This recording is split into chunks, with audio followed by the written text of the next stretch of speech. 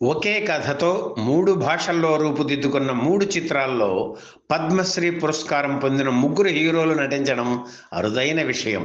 తమిళంలో వచ్చిన 'మోటార్ సుందరం పిళ్ళై' చిత్రంలో శివాజీ గణేశన్, 'మంచి కుటుంబం' చిత్రంలో అక్కినేని నాగేశ్వరరావు, 'గృహస్థి'లో అశోక్ కుమార్ హీరోలుగా నటించారు. మొదట తమిళంలో తయారైన చిత్రాన్ని ఆ తరువాత మిగిలిన 2 భాషల్లో తీశారు. తమిళ, హిందీ చిత్రాలకు జెమినీ వాసన్ నిర్మాత. 'మంచి కుటుంబం' చిత్రాన్ని వి. మధుసూదనరావు దర్శకత్వంలో పి. మధుసూదనరావు నిర్మించారు. ఈ సినిమాలో అక్కినేని 12 మంది పిల్లల తండ్రిగా నటించడం మరో విశేషం.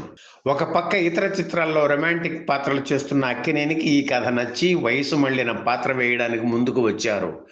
సినిమాలో ఆయనకు ఒక్క పాట కూడా లేకపోవడం గమనార్హం.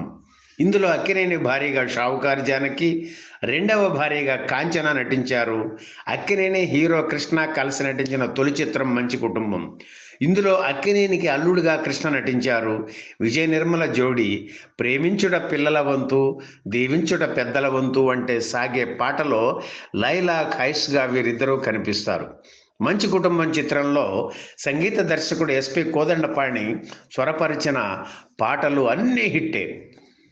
'నీలో ఏముందో ఏమో', 'మనసు నిన్నే వలచింది', 'మనసే అందాల బృందావనం', 'ఎవరూ లేని చోట ఇదిగో చిన్న మాట', 'తుళ్ళి తుళ్ళి పడుతోంది తొలకరి వయసు', 'నెరా నెరా నెరబండి', 'త్యాగశీలివమ్మ అనురాగశీలివమ్మ' వంటి పాటలు ఇప్పటికీ వినిపిస్తూనే ఉన్నాయి.